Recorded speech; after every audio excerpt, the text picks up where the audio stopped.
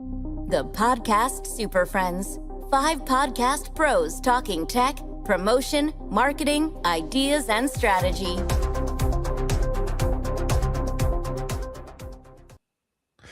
It is the June edition of the podcast Super Friends. My name is Matt Kundle. I am coming to you live from the province of Quebec, Canada, and we're joined by a couple friends here today. Normally we've got 5, we got 3 today, and they'll introduce themselves starting now.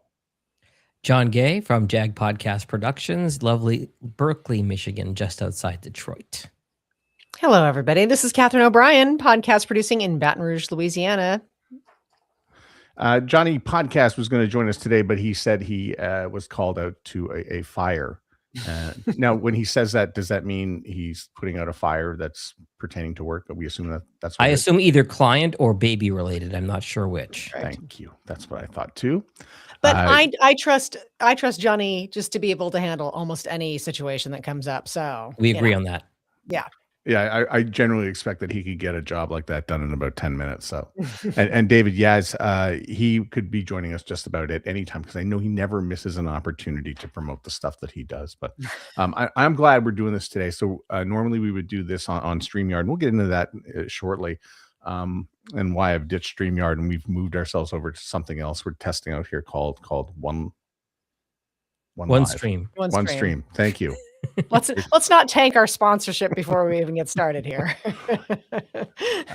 And so we'll talk about some of the tools that we use, because this does feel like we're trying out something new just to see if it works, and we're not even going to try out all the toys in the box here today. But Jag, one of the things that you emailed back to us today, and when I said, what are the things that you're thinking about that when you're doing podcasting is the download. So talk a little bit about that, and we'll see if we can solve that problem.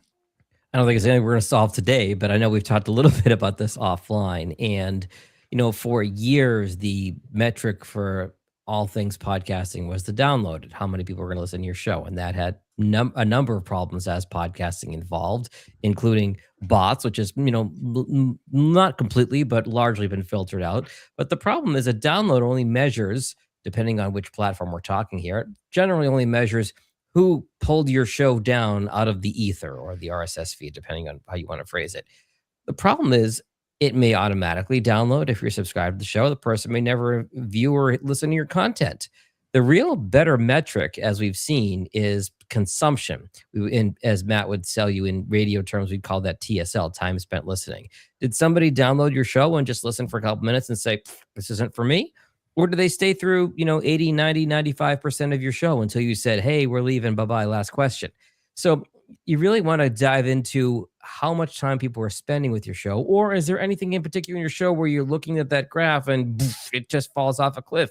Could that be a commercial, an ad? Could it be a feature of your podcast that your audience just isn't really feeling? Could it be something offensive your host or your guest said? Something like that. So you really want to kind of go into the deep dive on the analytics in Apple and Spotify, in YouTube, and see how long people are listening, not just they clicked on your show. Catherine, do you have any solutions to this to solve all the world's problems in 5 minutes? As I have said privately to this podcast Super Friends that I'll now share with our incredible audience, I have a personal fatwa against discussing this topic. I think this is just could not be more boring. I think it is just it is totally reprehensible that we are how many years into podcasting and this is still a topic. I actually think that for the average podcaster, this is really never going to be a problem because, as we have been discussing, podcasting is a niche market for a niche audience, which is, once you know those things, can be a very helpful thing to know. I think that the much better metric that you should use if you're a podcaster is the audience that you've cultivating doing the thing that you want them to do. Mm-hmm. Do you want them to follow you on social media? Do you want them to sign up for your email newsletter? Do you want them to interact with you? Do you want them to engage in some other way? I think that's for the average podcaster, that's going to be it. I just cannot get excited about talking about this 10 years on. Really? Because you sound kind of fired up. except to be a pill about it and be the podcasting heel that I sometimes am. So I love that you're fired up about it, but I also think we have a responsibility to talk about this because of all the misinformation that's out there about this. Mm. I'll give an example. All that fake news. Yeah. Well, I asked somebody, I said, would you come on my podcast? And they said, well, how many downloads do you have? Which is a standard boilerplate question to ask. Yeah, but does it really matter if I have 100 downloads and my audience is about an industry podcast about broadcast, and that person were say in broadcasting, wouldn't that be an automatic yes? It doesn't really matter if I have 100, because if you go on a show with 1,000 downloads and they don't have any broadcast professionals listening, you've done yourself a disservice. Right. Well, this is the niche that I was just mentioning, is that in podcasting, one of the great things is you could have an audience of 100. If it's the 100 right people, then you can do almost anything that you want to do. I mean, you could actually have a business proposition from having a small audience if they're the right people. So I think that your point is really well taken, Matt. If you have the niche of broadcasters to podcasters, that is a specialized audience. And if you're tapping into it and you can put people in front of that audience that's going to be meaningful, that's the real gold of podcasting. I know because I also have an ego. Of course I want massive numbers of downloads, but I would rather have engagement and people doing an audience doing the things that we're asking them to do. That is going to be more valuable. Loving counterpoint is Mm. you did say engagement. Somebody listening and spending more time with you would be one form of engagement. True. And to your point a moment ago, Catherine, the analogy I always give to new clients is the basket weaving analogy, the old joke about the college class of basket weaving 101. If you had a podcast about basket weaving, you might get 100 people that are going to listen to it. But if you were a basket company, I bet you'd pay decent money to get in front of 100 people that care enough about basket weaving to listen to a podcast about it. I agree. I actually don't. I decline your loving counterpoint because I think that is a complimentary point. I don't think that's a counterpoint. Sustained.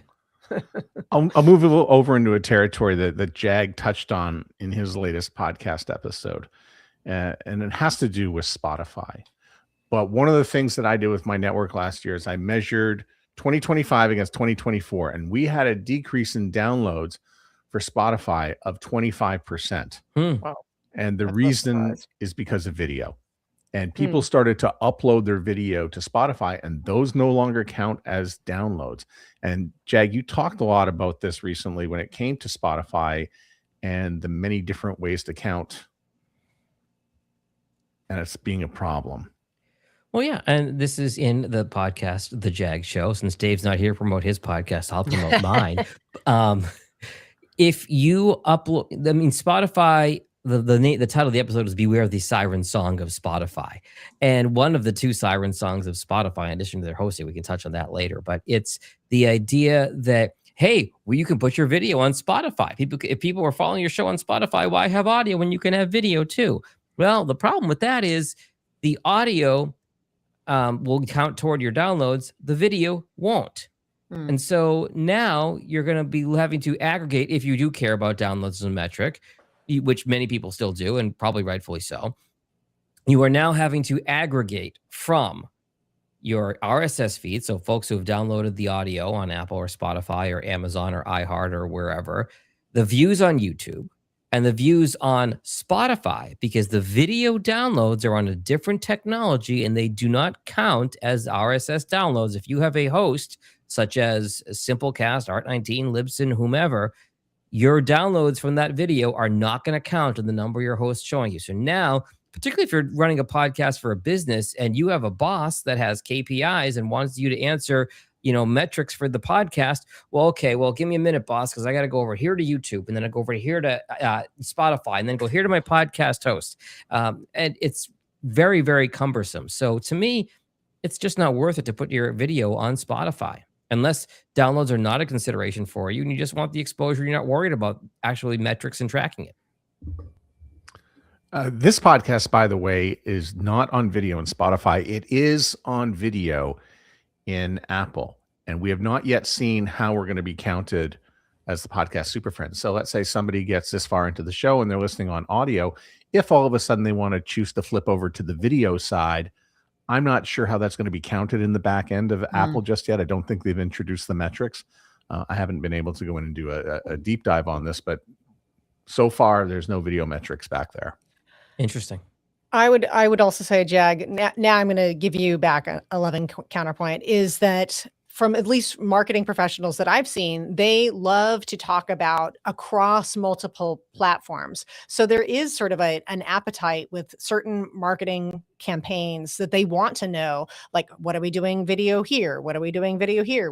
They love that sort of breakdown plus the overall aggregated picture. People love to plump up their presence by saying, oh, across platforms, we've got this kind of presence. This is how many followers across platforms. So I think the unsatisfying answer is really, it depends. And I think that it depends on what people are looking for, how they are measuring things. Again, I'm not saying it's not important. I cannot get excited that this seems to be a persistent problem that I just Well, I can't and get your excited point about about across platforms, Catherine, yes. what's interesting about that is, you're talking about, say, a celebrity with a social media following, and they're Sure. doing a buy, and they're saying, okay, well, I've got 7.4 million followers on Twitter, and I've got 10.6 million on Instagram, et cetera. Right. There's a lot of overlap there. And Sure. sometimes, and Matt, correct me if I'm wrong here, but on the research, sometimes folks will consume a show on Spotify. Sometimes they'll consume it on YouTube. So, well, it's great because you can sell the sizzle and say add all those numbers together and say Mhm. we have this many followers across this many platforms. A lot of them can be redundant. It's not an Sure. accurate number. Right. Downloads often are. I think that's why you have to go to the unique listeners, which will filter out the IPs, and you can probably get a better idea about the size of your audience in a particular month or for a particular episode. Further to that, Jag, because I'm going to be asking questions about, is this worth the money?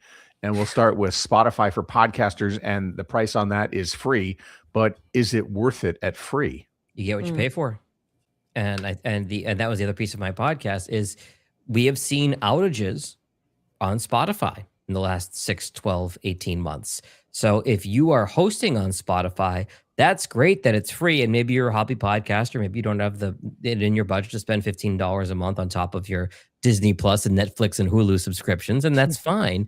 But if you are going to invest money into this as a project, if you are hosting on Spotify and Spotify has an outage, guess what? Nobody's getting your content because that's where it lives. You're not going to get it from Apple. You're not going to get it from Spotify. You're not going to get it from Amazon. You're not going to get it from iHeart or, random podcast application XYZ. If it lives on Spotify and Spotify goes down, you are SOL. If you use an independent podcast host and one of the platforms goes down, you can actually consume it, or your audience can get your content somewhere else.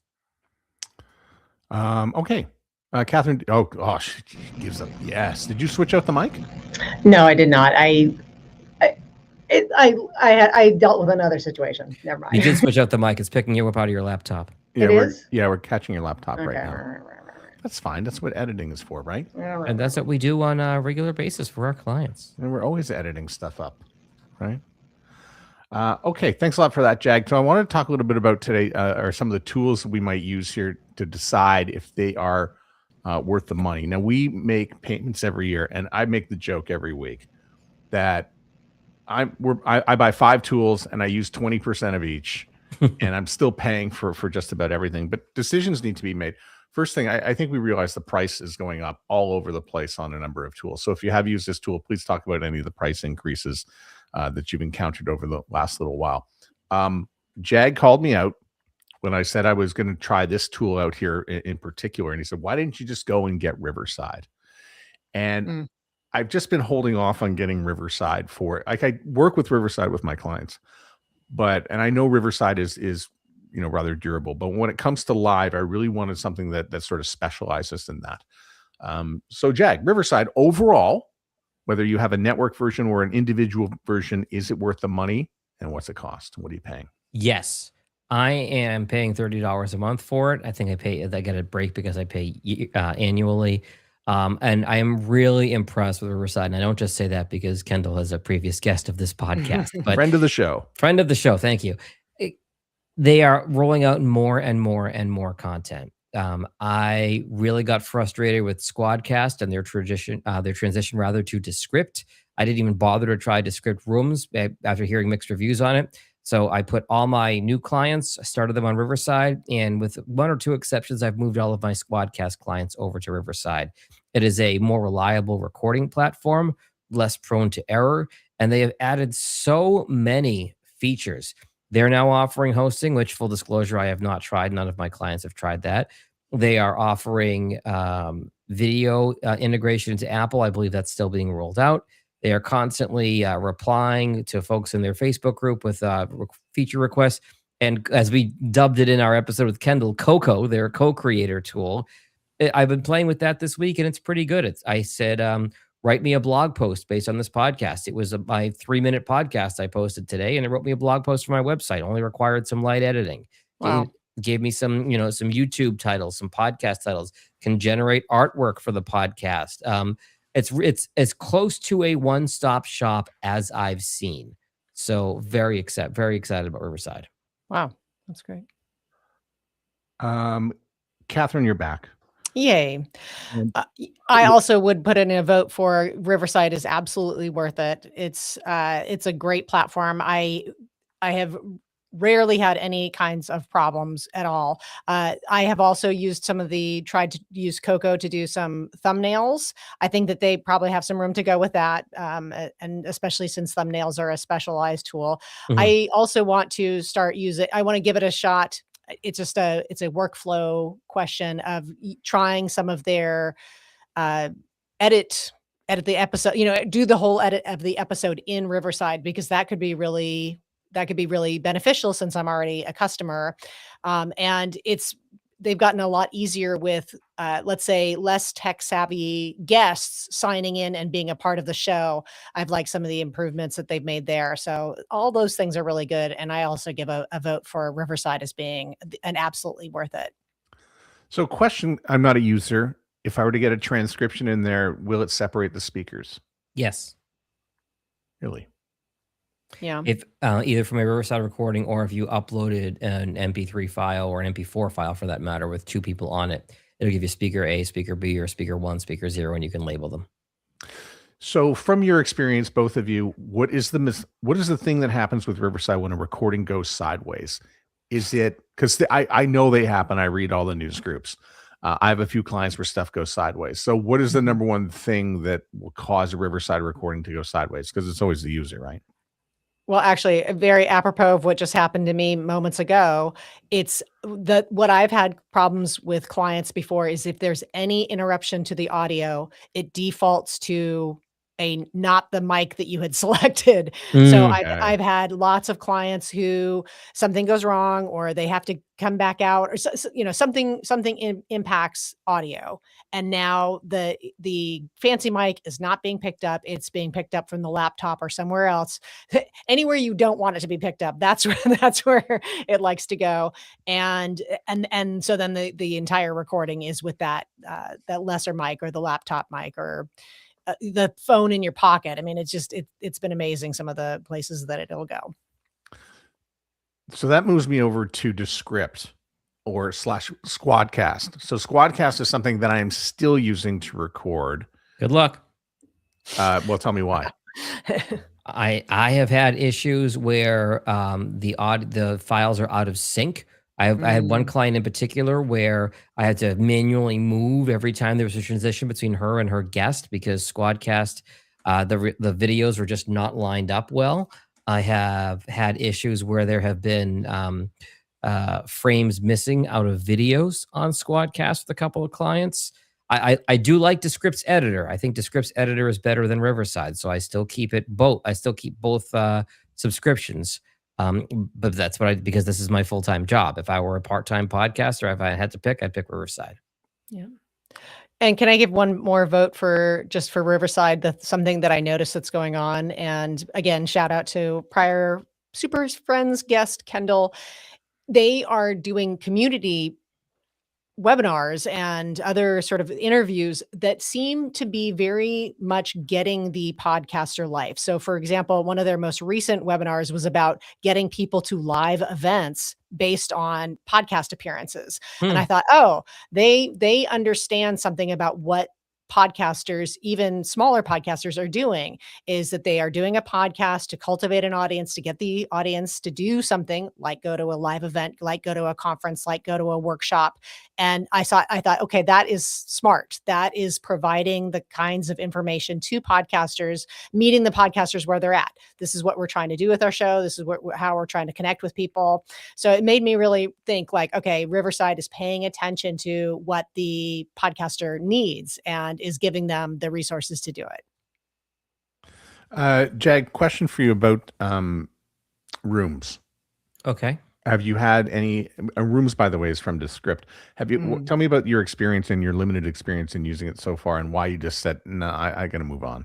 Zero. I'll be completely transparent here. I haven't tried it. I have had I saw some stuff online of people saying they loved it, some people that saying they were hating it, and just on my general frustration with Squadcast, I decided, you know what, Riverside is a better product. I know it. I think it's more user friendly to somebody maybe on the beginner side on the tech piece of things, and I just didn't even bother to try it. Wow. Okay. Because I'm using Squadcast and it's kind of like your favorite pen. This is my favorite pen that I have here right now. Right. I always love my favorite pen.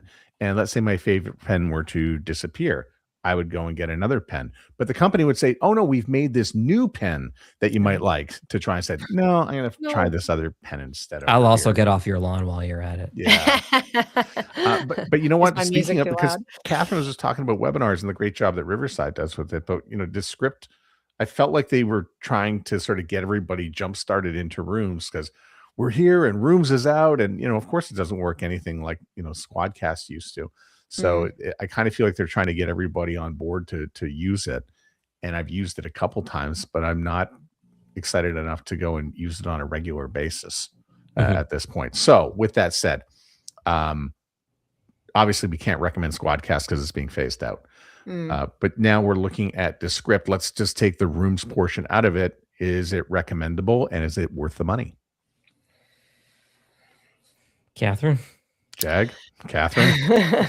Matt? Well, I will say, and maybe this is a sub issue, maybe this is a therapeutic issue that we can deal with in just a moment, is I'm grateful for Descript and the ease of the text audio, edit your audio like a Word document. I think that has been tremendous. I do see that they are making, and I'm a paid customer also to Descript.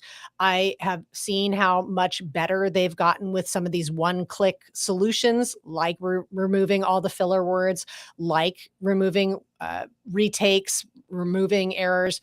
All of those things are getting better. One of the tools I really like in Descript right now is the regenerate. So if somebody flubs a word or it just gets garbled in the recording, it can regenerate a single word without big complicated permissions, and it just through AI can make it sound pristine, and that is awesome.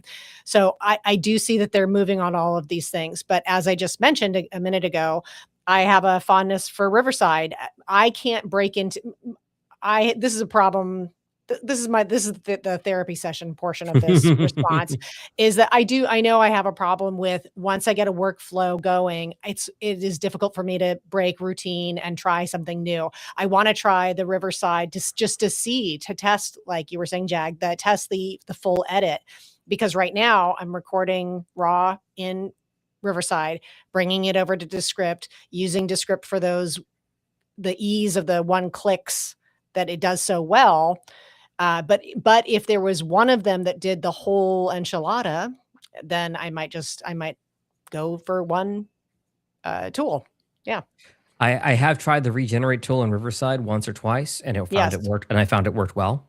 Yes. So again, when somebody garbles a word, to your point, Catherine, or if somebody says 3 but they meant to say 2, and you can't get the guest back to re-record it, and it's an important piece of information, something like that. So I do like it. I feel that the editor for pulling out ums and uhs and other false starts is a little bit smoother in Descript, but Riverside is improving. Yeah. I like having the versatility to do both. And honestly, if you get somebody who recorded on a laptop microphone or not in less than ideal conditions, a lot of times what I'll do is I'll run it through Riverside's Magic Audio. I'll run it through Descript's Studio Sound. I'll run it if it's particularly bad audio, and I'll run it through Adobe Enhance. Not all together, but separately, and figure out, which does it one for better. that particular piece of bad audio was the best fit that I can live with. 3 layers of magic there. You've got Yes. 3 different kettles that you can work with there to Exactly. get the Yeah, real magic going. I think that's my point. There's a great example of just using a little bit of each one of these tools in order for it to be, worthwhile. We get used to it because we, get used to it using Descript. We like to edit up using the words. We like, we like the certain, like Studio Sound, for instance, sounds like it's doing a good job in Descript. But at the end of the day is, so if somebody can't afford each one of these tools, Right. you have to make some choices, right? Yeah, exactly. Now, the one thing that I was just had a nightmare reminder about is there is a cost to having just one. If Riverside was down, if Squadcast was down, if one of these things was not working, then you are stuck because you don't have, if you've got all your eggs in one particular way of doing it. We'll all end up on Zoom. Like, we need David Yaz here to understand that, Joe. We'll all end up back on Zoom or some other way to be video recording. Yeah, I had a client actually today recording a podcast, and they said there's some skips and blips at around minute 36, and he just thinks it's between the two of them that they were recording it, but it didn't register on the recording because, of course, the local recordings that get uploaded, in this case, to Squadcast. This has also come up, I think, one time before, and that is AI credits inside Descript. Now, This is another thing that Dave is probably our resident expert on. It's a shame he's not here today. Yeah, are you grandfathered in on the old pricing system, Jag, or? No, they eventually, I think, phased. I was grandfathered in for quite some time, and I think they eventually moved me over to transitioning me to a different plan. Same. Okay. I'll just speak to StreamYard for a sec. StreamYard decided that they would raise everyone's prices to a point of about what originally started for me at $300 a year became $350, $375, $390, $410, $444 last year. Yeesh. Then they wanted to rate, and the rate, by the way, if you signed up today, is $44 a month. That works out to $800 US a year. Oh. And because they decided, you work for a particular company, your new bill is going to be $4,000. Good Cheaper. Lord. Yeah. And so I was like, no and goodbye. Very, very fast. Wow. Now, if you are a company, that's the rate you pay. It's probably about $3,000, but I had some extra seats involved. But for individual users, it's I think the core plan is about $48 a month, maybe a little bit more now. But still, I thought as a tool, it's worthwhile if it's the only one you use. Yeah. And you're not paying for too much else. You can do things. As we're, by the way, going through this, I'm playing around with this this new tool called OneStream. You can find it at onestream.live. It'll take a little time, I think, to configure everything up to make sure that it looks kind of the same as what I could do with StreamYard. There are a few limitations right now. Is it worth the money? Well, we'll see. I think 1 year of this particular product, I think, comes in at about $300+ US. It's about $400, $300 or $400 US for a pro plan. Wow. So, but again, jury's still out. We'll do a few episodes on this of the podcast Super Friends here, and then we'll make a decision here on what to do and where to go next with it. So far, so good. Hopefully the streaming is actually streaming. Yeah, we'll find out. We'll find out. Yeah. Other tools that we use. Does anybody use Headliner? I still use it for 1 or 2 clients. Actually, I have a couple different use cases for it. One is I have a client that records video but still produces an audio podcast. I use the video for the reel, and then for the audio podcast, I make a video for YouTube. I could just use the RSS feed, but I like having a custom thumbnail for each one. So I'll use her audio, make an MP4 file out of it for YouTube. So that's one use case. The other use case is I have a chat GPT I use to write my show notes off a transcript. I have one client that doesn't need exact transcripts, so I've used Headliner's transcription feature just for a rough transcript, enough that I can write show notes off of. I think it's called Eddie, right? Yes, Eddie, Okay. EDDY, yep. But now that I think about it, I'm recording in Riverside. I can just take the transcript from Riverside now, so I probably don't even need that step. I never made the plunge to paying for Headliner for anything, and now I use either Riverside or Descript for everything I used them previously for. So I like it still, but not for the same reasons about why I started using it. I still like the fact it makes nice audiograms. They are taking some steps to get into a little bit of video, but I love how I can create those manual YouTube videos for audio only podcasts. Sure. And with the direct upload to the YouTube page, it's quite handy. I've had it do, I think for a summer, it did 200 episodes of a particular podcast I was doing, and it took probably about 6 weeks to complete. I think I've heard of podcasters who are trying to get back catalogs onto YouTube using it for this big giant batch of creating episodes. Yeah, I think that's probably its best feature right now. One of the things I wanted to talk about was AI and who's paying for that. Is anybody? And it's too bad Johnny's not here, because I know when we talk to Johnny, he's all into Claude. That young whippersnapper of our group. We're going to talk about things we have no idea what we're talking about here. But does anybody pay for an AI tool? Catherine? Oh, well, I guess sort of indirectly, because I pay for Twitter, and so I have Grok, but I think Grok is available to anybody, even if you don't have a check mark. But I use Grok a lot, and I like Grok a lot. I do sometimes still use Claude for creative writing kinds of things, but I primarily, the AI tool I go to the most is Grok. I like it. How much is the Twitter or the X subscription? $80 a year, something like that. Which makes sense. 105 Canadian. Okay. Yeah. I subscribe to ChatGPT. It's $20 a month for the plan that allows me to create GPTs. I actually, full disclosure, I've been working my way through this Coursive.io course that I kept seeing ads for in my social feeds. It's basically a one-stop shop that it's a course in one of the main AI products. So I did the course on Midjourney, which is graphic design. I did the course on Claude. I did the course on ChatGPT. And Claude does seem like a better version of ChatGPT. That said, I'm still in ChatGPT, and I'm still trying to learn how to maximize it to my best use. What's a GPT? A GPT, oh, fair question. A GPT is a custom set of instructions that is a repeatable action. So I have a GPT that I've downloaded and found on the web that I customize to my ability. So when I get my podcast transcript, I upload it to my GPT. The GPT then writes the show notes in my voice. It gives me timestamps for YouTube and Spotify and Apple chapters. It gives me suggestions on clips for social media. And it gives me, what's the other thing it gives me?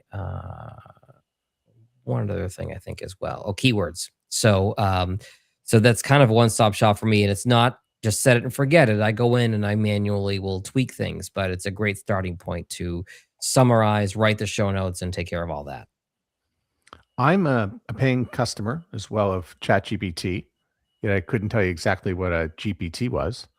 Exactly. But well, by paying, you have access to GPTs. The free version does not. Yeah, actually. And so I did actually start this process using Spotify spreadsheets. So Spotify will send me just a whole bunch of spreadsheets, and I can take a whole year's worth of those spreadsheets, put them in, and then ask for a bunch of things from it and get the breakdowns, which, by the way, is how I did come up with that we're getting 20% less downloads, over the years due to video. And yeah, it's great. You can ask it to do a few things. Listen, I'm not big on AI, but that job used to take me 4 hours, 5 hours in a day, and it took a minute to give me the answers. So I don't know what to say except yay. we have microphones in front of us, and Jag, before we started today, you asked me if this microphone was worth it. Not really. You actually said, do you like it? So this is an it's a Shure SM7DB, and it gives you a little bit more gas that I don't need to go get a cloud lifter. Okay. So is it worth it? Well, it's the same price if I went and got the cloud lifter in order to level it out and to bring it up to the right level. So yes, I guess it's worth it. It saves me a little space here on the desk. So mine is plugged into a Rodecaster Duo Mini, which essentially gives it the boost that the cloud lifter would need. So you guys tell me how I sound, but I think on my old school SM7B, I don't think I need to upgrade from there. You The sound dulcet great. sounds of Jag Podcast Productions. And it's also, I had this on the list today, and that's the Rode Pod mic. Is that what you're using, Catherine? Yes, it sure is. How much? I recommend. Yeah, it's $99 now. It is the only problem is that it is USB only, so you do have to think about a Focusrite, the Scarlett or something like that. But this is now my go-to for recommending for people who are just getting into it. You can get a great sounding mic without a real hit to your pocketbook. Jag, do you know the price of the SM7B? I think it's 400 and the DB is 500 American, if I'm not mistaken. Yeah. I don't want to quote everything in Canadian money. It just makes everything sound so expensive. Plus, its nickname is the Looney, right? So 500 right. loonies. 500 loonies will get you this. All right. So just a few audio tools. Levelator was one that came up the other day when we were having some discussions offline. Tell me about it and how much, and do I want it? It's free. It's free. So it's worth it. If you have audio where the level is all over the place, it's a nice way to even out your levels. I'm trying to figure out how to do it in the newer version of Isotope RX, which is a really high-end editing platform. But I think that Levelator does pretty well. The only thing is it sometimes will boost the breaths, but not always. I'm not sure what your experience is with the Catherine. Yeah. No, I have not had that problem. It's a great tool. And in fact, if I can, I like to get a little philosophical here. Allow me to share a story. This is a good growth mindset story for the podcaster, and it involves the Levelator. So originally, Levelator was just available for Apple, and I do not use Apple. I have I use Windows for my You have a laptop. fastball against Apple as well. See, all my grudges are coming up today on this show. Everybody's going to learn all the grudges that I keep. This is terrible. Anyway, so there was only Levelator for Apple, and I just fixed it everybody said it was just such a great tool, and I fixed it in my mind. Okay, that is not a tool that is available to me. We'll just go and figure out other things, until many years later, when Jag said to me, no, Levelator has a Windows version. And I was like, you're kidding me. So now I am happily using the Levelator on my system. And I just realized that I did get fixed. People add services, people add different features. They go and they make them their products for different kinds of operating systems. And so even if there's something that is not available right now for Android or Windows or Apple or whoever, is you got to keep fresh on what is going out there, what the companies are doing, what the products are, who's doing the best job, because they do change all the time. So it is important to stay up on what the companies are putting out, because you don't want to be caught in version creep or version decay, where you're using old versions of things when newer features would be better for you, what you're and trying if you to can't do. keep track, ask us. Ask us. I know, to your point about StreamYard's price skyrocketing, Matt, I was very frustrated. So I live in the Adobe ecosystem. I edit my audio in Adobe Audition. I edit my video in Adobe Premiere. I could not, my business would not survive without Adobe. Adobe is now the subscription model. So I know we all know some radio and production people who have like an older standalone version with very few bells and whistles because they don't want to pay the subscription. Well, for the full suite of Adobe products, they went from $675 to $825 for the year. And I thought that was a pretty steep price increase, but they've got me by the you-know-whats, and I can't do anything about it. Well, as it would turn out, they upgraded the latest version update to Premiere, and it was bogging down my whole computer. I'm thinking, okay, maybe I've got too many other things running in the background. So I closed everything else. and it was still slow to the point where I couldn't click through the menus. So I got my IT guy on the phone who knows everything, and he looked at it and he said, "This is odd." And he went on a couple forums and found the latest version of Premiere is so buggy that on some Wow. systems you can't use it.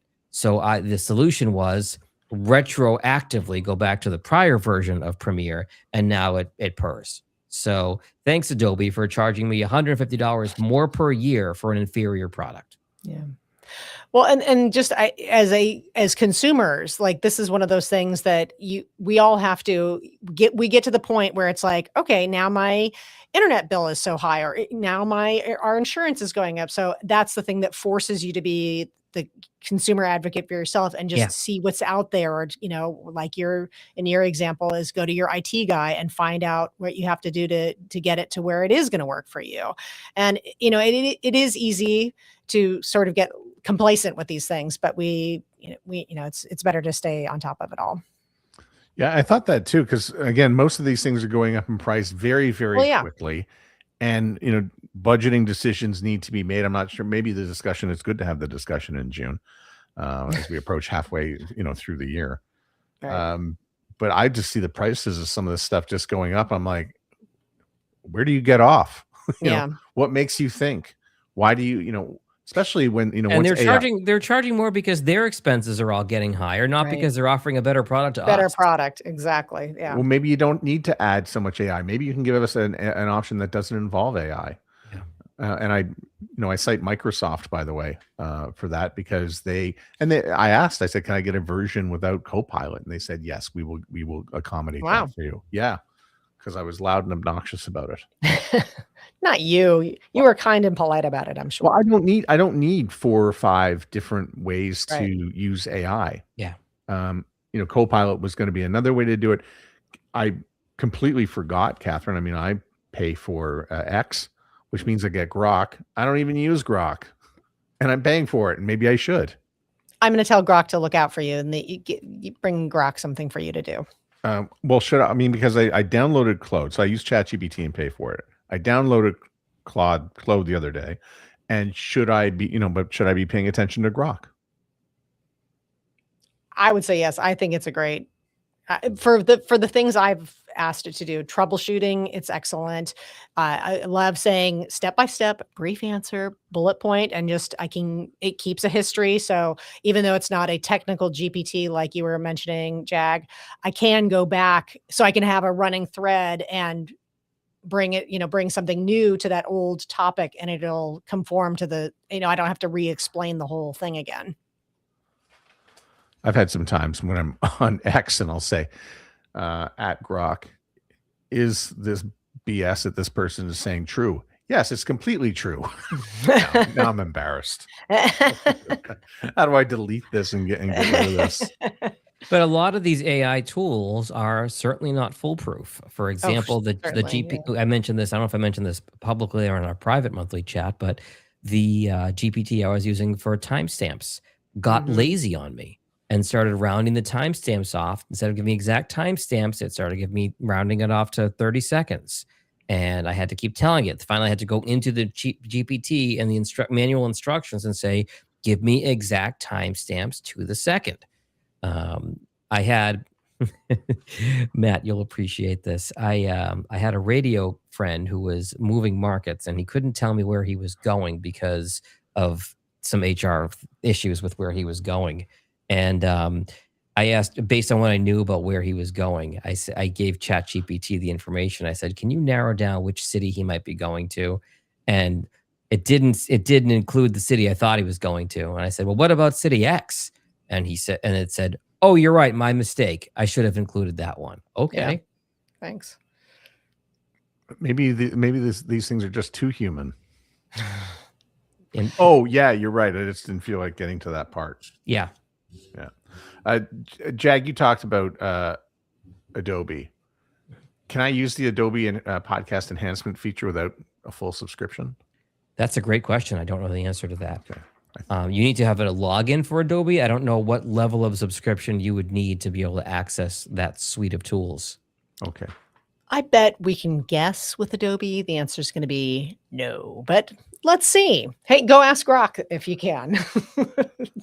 And does anybody here use Isotope? All right. So, Jag, I have not upgraded this in years. Is it worth the money for the tools that are in there? For me, so far, yes. And again, it's like when I go to the craps table, I know about 20% of the board. I stick in my comfort zone. That said, I personally, through my taste, have found the D-Breath tool in their new RX12 to be the best one I've used so far. I have found it to work very well, and you can set it to natural, so it's not any sudden drops. I finished editing an hour-long video podcast today, and to be able to run the file through Isotope in 10 or 15 minutes, as opposed to having to stop every time I get a breath in Adobe and cut it out, is worth it to me. Their mouth declick is improved. All of the existing modules have improved. Now, again, to your point about AI, Matt, there's a whole bunch of, oh, well, we'll use AI and we'll analyze your video or your audio, and we'll give you a suggestion of a module chain of which tools to use in which order and which intensity and blah, blah, blah, blah, blah. I don't need all that. I don't need to analyze my audio and give me 8 suggestions in order. I've got my standard tools that I use, which are largely deplosive and mouth declick and now D-Breath.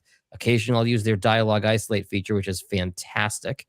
And then there are a bunch of tools I don't know because I haven't used them yet, but everything I've used has been worth it. And what I like about Adobe, if you're not paying the monthly fee, which I'm not, once you buy their advanced package and they come out with the next level advanced every, 18 months or whatever it is, instead of paying $3,000 for the package, they say, well, we'll cross upgrade you for a few hundred. And they get me every time. I haven't regretted any upgrade yet. And they're up to 12. I'm not sure what your version you're using, Matt. Oh, I'm way back there, like 8. 8. Okay, yeah. Should I make the jump? If you can get a deal for a crossover deal, or wait for Black Friday, or wait till they offer a deal, but I'm very happy with the newest version. They do have sales that pop up that are quite enticing. They do. $29 sometimes. For the basic package, which if you're starting out, great tool for that. I'm at that price point. Adobe Podcast Enhanced can go for $9.99 a month. Oh, okay. So there is a. Is there a limit on content? That part I don't know. I know it's free for a half hour, but I think it widens it quite a bit, and $99 for the year. They have just upgraded the maximums on this, because there were some video files of mine that were too large to use in Adobe Enhance, and it accepts them now. So WAV, MP3, MP4, AAC, FLAC, and OGG for audio, MP4, MOV, and M4V for video. And I'm not sure the size limit, but it might be 2 gigs when you have the full subscription at this point. They also have a convert to video button, which I have not played with yet, but I find it interesting. What have I missed? What do I pay for every month? Disability insurance. That's worth it. Yes. Yeah. Is there a tool that either of you use that is so amazing you need to share it with everybody today because it's so worth the money? I'm opening my spreadsheet to actually look now. Let's see. Catherine, you got anything? Yeah, but this is not to beat a dead horse. This is one I've mentioned before, but it is helpful for me. There are tools. The top layer of this is there are tools for something an area where you feel weak. So I feel weak with headlines. I love the co-schedule headline tool. It has been a confidence booster for me, and it just gives me a tool to create enticing headlines, because that is something I didn't feel good about. I also thought I also didn't feel comfortable making things too clickbaity. I had no sort of moderation there. It either was dull or it was like hyperbolic and not kind of the product that my professional clients really wanted. So I pay for co-scheduling at the Headliner tool, headline analyzer. I actually think it's helped me become a better headline title episode writer. You can toggle between audio podcast and YouTube to have it pick and help you write a better title for each of those different platforms. And that a title is important. It is part of the clickability of your episode. So it's $100 a year. For me, it's worth it because that's an area where I feel weak. I love being able to run things through the analyzer and just getting a read on how it is. And in fact, well, you and I, not to be too intriguing, but we have seen some new tools that suggest headlines, and I picked some of those suggested headlines and ran it through the analyzer, and they were good. They had good SEO, they had good headline qualities, they were pithy, they were, they had just the right amount of getting the information across but also making it something that somebody wanted to, take the next level with and listen to. So yeah, that's a tool that I like a lot. Did you find That's those a- improved headlines really helped your numbers, Catherine? Uh, I don't, it's not like, oh, I started using this tool and everything went through the roof or anything like that. But it definitely, I think it's more for me. I'll just speak for myself. It's more of a confidence. But none of my clients rarely reject the headlines that I make using Got it. this tool. Is that Yes. helpful at all? I can't really point and say, oh, this has had a direct impact. But to me, it's like a confidence builder for like, we're putting out the episode in the best way possible for the audience. It's conveying the meaning. It's also making it enticing as well. I think that's, for me, it's worth it. The only other tools I'll mention, Matt, aren't specific to podcasting, but I have a password app, which is $100 a year, and we have logins to so many of these different platforms. I think having a password app is well worth it, as well as file storage. I've got both Dropbox and Google Drive, especially if you're going to be getting into video podcasting, Yeah. where it's almost table stakes to be 1080 resolution. Those files are big. An hour-long 1080 file is 6 gigabytes. You won't want to be cramming up hard drives, storing all that stuff. Yes, actually, I've been using Dropbox for many, many years now, and I'm quite happy with it. And to that point, and it was Kendall, friend of the show from Riverside. She was on my show, the Sound Off podcast, and we started talking a lot about file movement, and just that's a new expense over the last 5 or 6 years, because as we get into video, now you have to move a 6 gig file, and that's a lot. And it's hard to move it around. It's hard, and especially if you have a client who's in a rural place and Or there's rural upload. country. Oh, Yeah. absolutely. Is it worth it? Starlink. Yes, I'm going to be bringing that with me to my summer home. I don't know what that price is. I think but it's going to be worth it. Right. Or else the company doesn't operate. So whatever that price is, we're paying it. Well, I have to say, when you were talking, I thought to myself, this is this is one of those things about getting to a certain age. Paying for reduction of hassle is huge. My threshold for what I'm willing to reduce hassle has gotten much higher. So or lower, I guess. I'm willing to pay if it actually removes hassle. So if you can pay for Starlink and it's more than what you would pay for your fiber or whatever like that, but it's going to absolutely be reliable. It's going to have the upload download times that you need. That it becomes worth it. I mean, in some ways you're starting to buy back your time and your stress level. All of those things can be worth it. My wife calls that time value of money. As an example, we Yes. moved last December and we tried to paint 2 bedrooms. It did not go well. I painted, she tried to fix what I painted. We ended up hiring somebody to paint the Right. 2 rooms, and it was money very, very well spent. Much like if you hire us to produce or edit your podcast Yay. and get all those hours back in your day, that for you is money well spent. Wow. Mic drop. I think we should just leave it there. at Yeah, that. that's a good way to end it. Yeah. You can go to the webpage, by the way, over at soundoff.network. Podcast Super Friends is up there. All the contact information on where you can find us is on the website. By the way, and all information about the products we talked about are going to be in the show notes, and I'll try to put prices in there as well. In US dollars. In US dollars, of course. Canadians can figure it out. I think they've learned to multiply by 1.36 on just about everything. And now. we'll lock down a discount code for OneStream if we can remember to say their name properly. Yeah. I will put one in there as well, Oh, because good. I do have a code if you want to give this a whirl as well. So round we go, and we'll say goodbye. Goodbye, everybody. Thank you for joining us here with the podcast Super Friends. My name is Catherine O'Brien, signing off from Baton Rouge. John Gay, Jag Podcast Productions at jagpodcastproductions.com, lovely Berkeley, Michigan, just outside Detroit. I'm Matt Kundal, somewhere in Canada, just trying to figure out all the conversions.